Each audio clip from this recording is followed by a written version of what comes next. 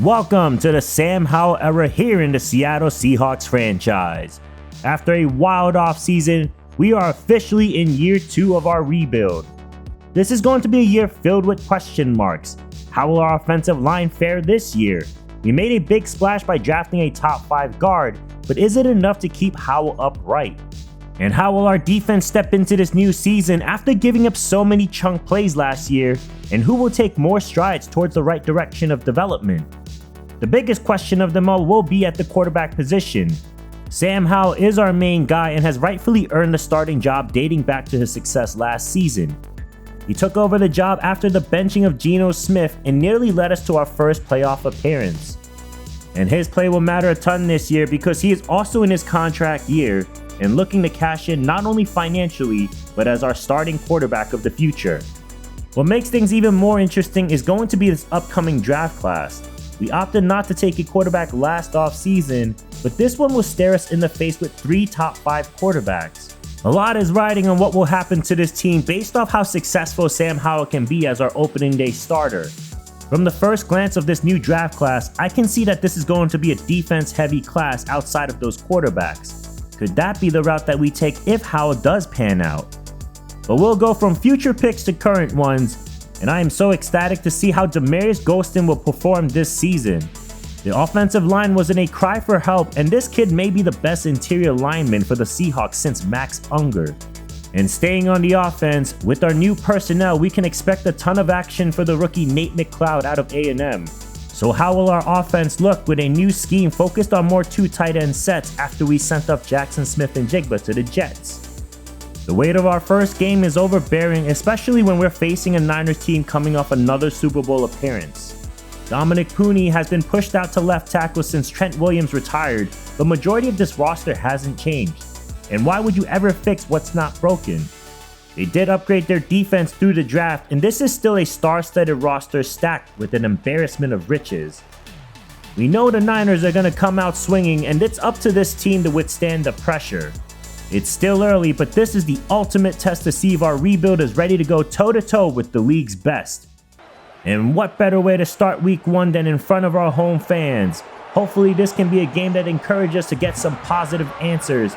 And for more Seattle Seahawks franchise, please subscribe to the channel. But we're set to get things going, and the Seahawks will receive the kick first. And welcome to week 1. Brandon Ballard, the 7th round rookie, is on return duty. He's got good speed and will take this to the left side to the 30. It is all eyes on Sam Howell, who's been an underdog his whole career and now put in the spotlight with a chance to shine for the Seahawks this year. As they open up with Walker on the ground, and he'll get a couple to start. The offense is going to be filtered through Walker's success and maybe more importantly his health after missing 4 games last year.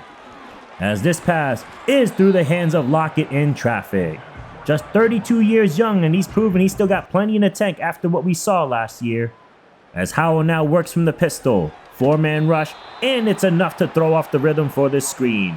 Pressure there is by the 1st round rookie Warren Lane out of UCLA.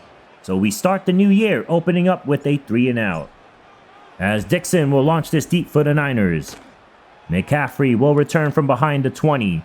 And good coverage there by the special teams for only a short gain. We've always had trouble against this offense last year, and this will be a real test to see where we're at with some new pieces and guys playing with a chip on their shoulder. Man in motion is Kittle. Purdy with time. Slides left and fires to an open Deebo Samuel. And a big gain of 17 to start the Niners season. Secondary gave up tons of big plays last year, and we hope to see some improvement with the big names back there.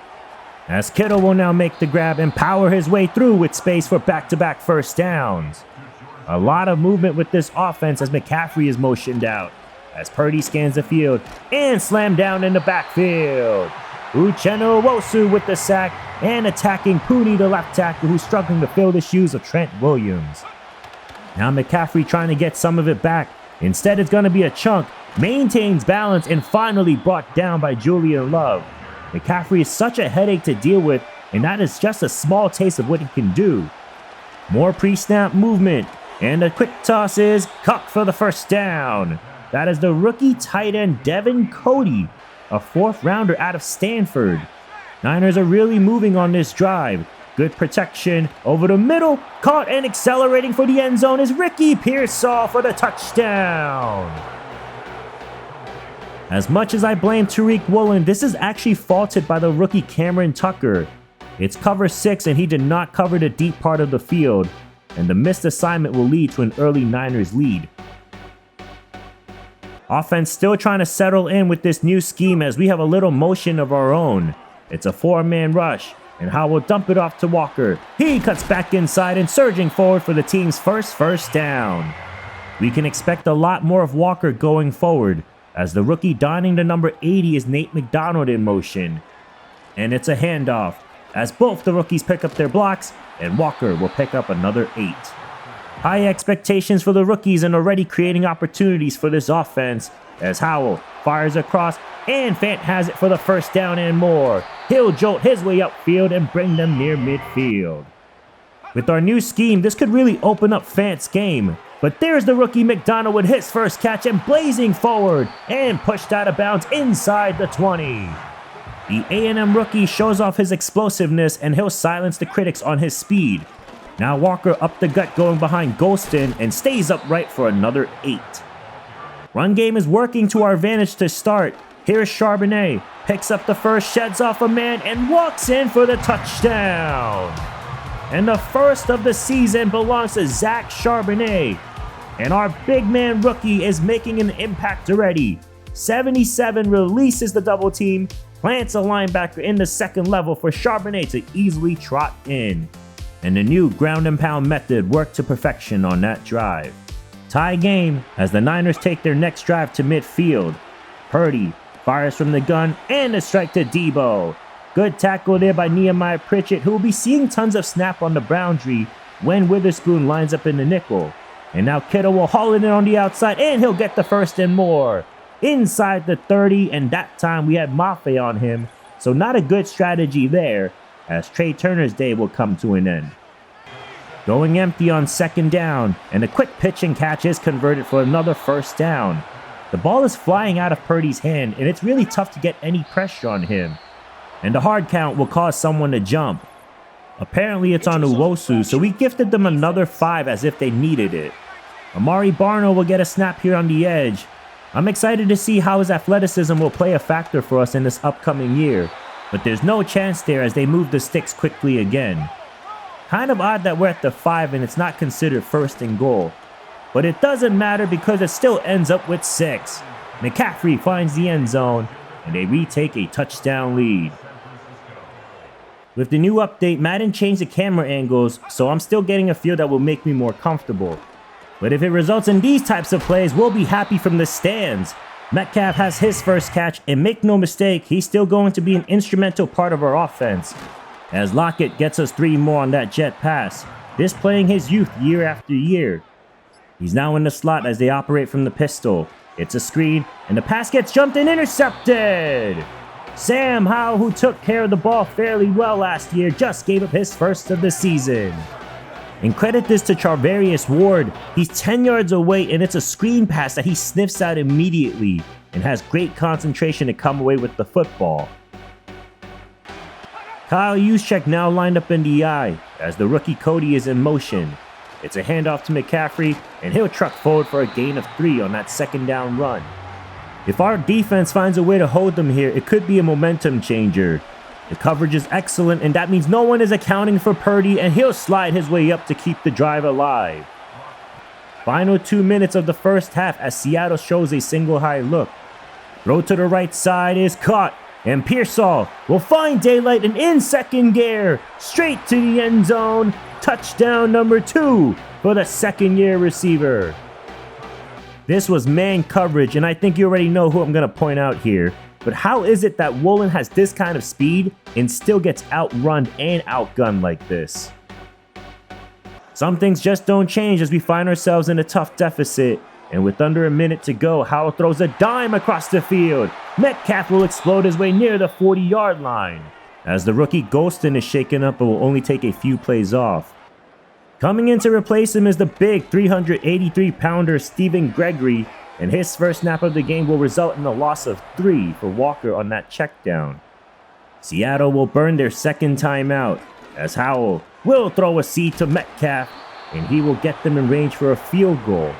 Both teams will let the clock run out here, so here is Jason Myers to cut the lead from 52. And the kick goes right down the middle, and we'll go into the locker room down by 11. We knew this was going to be a tough game, and it was a struggle for the most part defensively to make any effort to stop them. Hopefully we can put more pressure on Purdy, and we have to find ways to create more prolonged drives because we're gonna need a fresh defense if we want to come back in this one. And just as I say that, the Niners will start with the football, and we need a quick stop to turn things around as Purdy drops back to pass, and it's incomplete. Nice to see Tariq Woolen make a play on the ball. I don't want to pick on him, but he's been a big reason why we gave up so many explosive plays, like they do right here. Samuel's got it, and he's all alone, no flags, and that's the 4th touchdown thrown by Purdy. It's the rookie again that stays too shallow. He follows Ayuk on a short crossing route and unfortunately leaves his man, this time Devin Witherspoon, out to dry.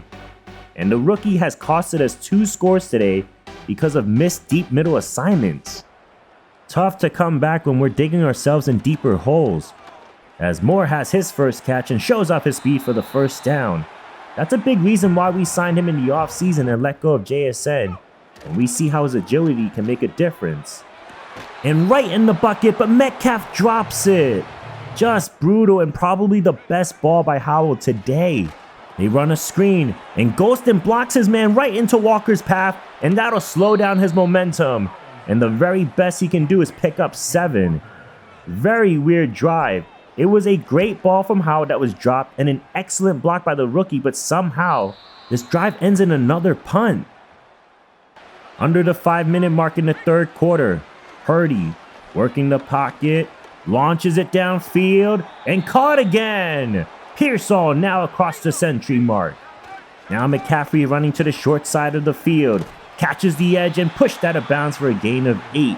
There's so many weapons to cover, and it's fracturing our thought process as a defense on how to attack. Now McCaffrey is wide open and will sprint right into the end zone for another touchdown. It's his 2nd, and that is Brock Purdy's 5th of the game. This is what it's been all game. Man coverage all across, and Tyrese Knight bumps into Devin Witherspoon, and that small chip leads to the open McCaffrey for an easy 6. This is probably as bad as a football game can ever get. Nope, I lied. It just got worse because Howell put the ball on the ground. This was a straight up drop by Howell. How about just tucking it in and live to see another play next time? The defense hasn't played well at all today. I mean, it's the whole team, but trying to stop this type of offense from the 8-yard line is a challenge for even the best of them. But it seems like they've been able to hold their own. And my goodness, Purdy's numbers are out of control. Over 300 yards and 5 touchdowns. Make it 6. Debo has number 2, and if you didn't think so already, we're officially being steamrolled by this Niners team. Maybe I should blame this loss on all these weird camera angles, but let's be honest, we just came out flat on opening day, as Kenneth Walker has his best run of the game. The Niners controlled the entire time of possession, and it's an overall terrible performance. As Howell hits the open rookie tight end McDonald picking up the 1st and more, and he'll receive a welcome to the NFL moment with that shot by Jair Brown. Now trying to finish this drive by taking a shot to the end zone, and the fade is caught for the touchdown by Tyler Lockett, and Howell will have his first passing touchdown to his favorite target. Unfortunately though, the next drive had the Niners eat up even more clock through the ground game, and we simply had no answer. Even Isaac Guerrero had a chance to take a bite out of us. We eventually did stop the bleeding, well kind of, because this 7-minute drive let them add on another 3 points. And that's the first time today that the drive did not end with a touchdown. But the game does end on another interception by Howell. His 2nd pick to Charvarius Ward would be the finishing touches to one of the most embarrassing losses we've faced in this franchise. With this type of score, you would think I was playing college football 25, but in a way our defense felt like a 1-star team today. I don't think we're really gonna ever have success if we allow 6 passing touchdowns, and Purdy just missed 3 throws all game. I know we need to take care of the football, but this game doesn't necessarily fall on just Sam Howell. We didn't have any help from the defense, and it forced us to go outside of our game plan to focus more on the run. So as a result, that is why Walker only ends up with 9 carries. I wanted more opportunities to run with the ball, but it was just tough when we had our backs against the wall since the opening drive. And our offense at the moment just isn't built to be down that bad and trust that we can just air it out and move the chains with big plays of our own. I was impressed by the rookie offensive lineman, but the right side will need to tighten up. Moving forward, the formula for winning has to start with getting the early lead and relying on our ground game. And it's never a good sign when your secondary leads in tackles and you only come away with 1 sack. There were too many things that went wrong for us in that game. A big drop by Metcalf, blocking defenders into our own man, 3 turnovers overall, and then bumping into each other on defense and not covering the deep parts of the field when it's clearly your assignment. We just did not set ourselves up for success today. And Tariq Woolen is honestly giving me heart palpitations. I promise you, what you see from these incredible athletic ratings is not being showcased on the field. I still have no idea how Ricky Pearsall can 1. Beat you on the slant, then outrun someone who is supposedly at least straight line fast. He and the rest of this secondary has now encouraged me to focus heavily on looking into the secondaries in this draft. And as the season progresses, I'll take a closer look at these 3 quarterbacks. I mean, there's just not much to say after a performance like that. We gotta shake this off, and we'll take on the Cardinals in the next episode. If you guys have any suggestions, please help me fix this defense. Feel free to let me know in the comments section. And please subscribe to the channel and like the video. There will be a lot more Seattle Seahawks franchise coming your way.